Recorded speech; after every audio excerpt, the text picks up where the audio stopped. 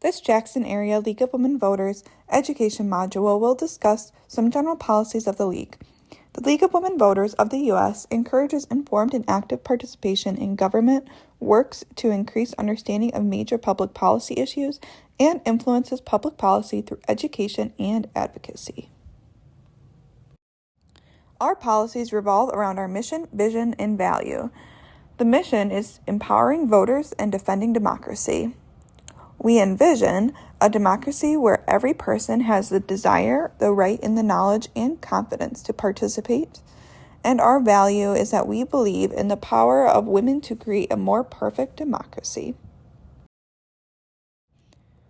The League of Women Voters is an organization fully committed to diversity, equity, and inclusion in principle and in practice. Diversity, equity, and inclusion are central to the organization's current and future success in engaging all individuals, households, communities, and policymakers in creating a more perfect democracy.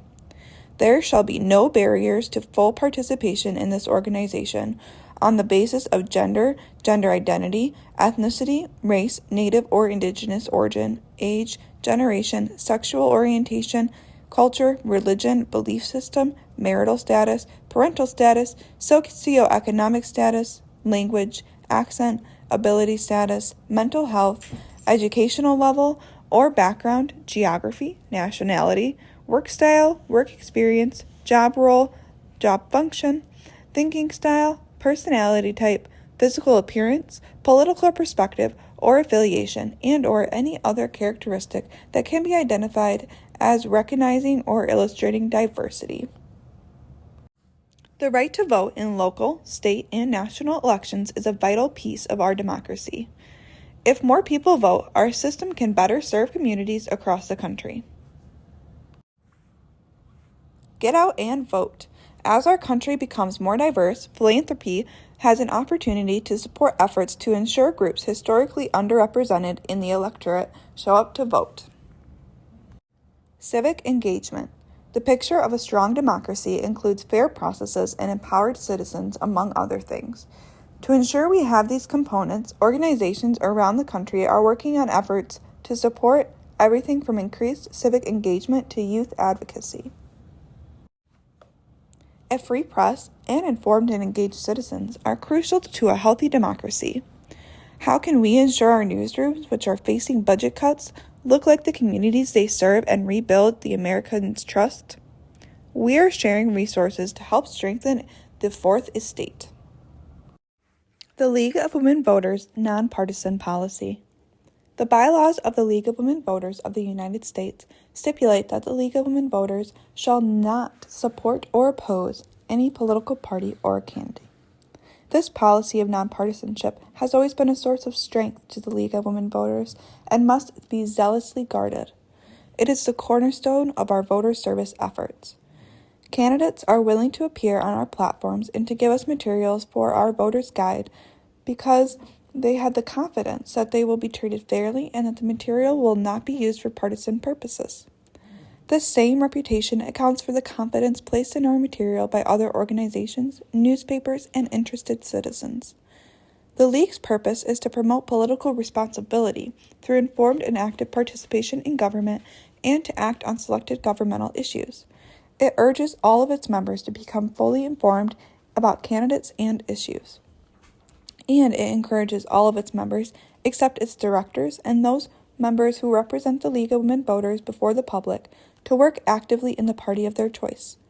With these exceptions, the League members may seek an active role in the nomination of candidates for public office, run for office, stipulate public discussion of candidates and their views during the campaign, urge citizen commitment to parties and candidates by means of political contributions, and in general take part in the political activities of their choice. One important policy is the League of Women Voters Conflict of Interest Policy. This conflict of interest and nonpartisan policy applies to all elections, partisan or nonpartisan. The conflict of interest and nonpartisan policy applies to elected, appointed, acting, and nominated directors and members who represent the state league before the public. With the exception of the prohibition on board members seeking and holding public office, Local leagues should regard these policies as non-binding guidelines. Individual members of the League of Women Voters Board of Directors and others affected by the policy shall bring potential conflicts with the policy to the board. It is the responsibility of the League of Women Voters Board of Directors to interpret the nonpartisan policy and conflict of interest policy as it pertains to the specific situations and to determine the significance of other possible conflicts not addressed in the policy. In order to protect the League's nonpartisan reputation, it is important that all members of the League of Women Voters and the public understand the following. First, the League takes a position only on governmental issues and not on candidates for elective or governmental office. Everyone must know that the League of Women Voters is nonpartisan and it's not bipartisan. Bipartisan means representing both parties. The League represents no party. Every League of Women Voter member must take the responsibility for clearly differentiating between their personal opinions and the League position. All members of the League of Women Voters are expected to keep their League activity and their political activity completely separate and distinct. For example, members may not distribute the League of Women Voters materials at the same time they distribute materials for a candidate or a party. This applies to partisan and nonpartisan elections of any type. The League of Women Voters shall not elect or appoint any member to the board or to a capacity in which the League is represented before the public who has within the prior 6-month period held a political office or engaged in partisan political activity to the extent that they are publicly identified with a political party or candidate. And finally, the 1972 National Convention of the League of Women Voters of the United States recommended that board members and members who represent the League of Women Voters before the public observe the following guidelines. The political activities of a spouse or relative of the board member must be considered as separate and distinct from the activities of the board member. Public notices released by the League announcing the resignation of a board member be carefully worded to avoid the appearance of endorsing the resigning board member's candidacy.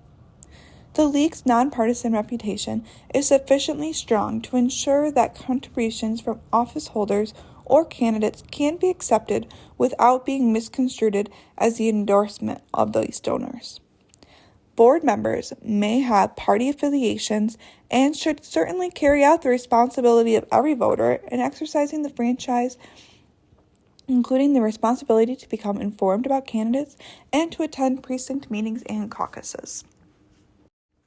Activities in which League of Women Voters, board members, and those representing the League of Women Voters may not participate include holding or actively seeking an elective office, having an official position in a party organization or in an organization endorsing candidates for public office, participating conspicuously in campaigns for individuals in such a way as to publicly identify the League member with said individual, contributing conspicuously to any candidate or party in such a way as to identify the League members with the party or individual, speaking at party organization meetings.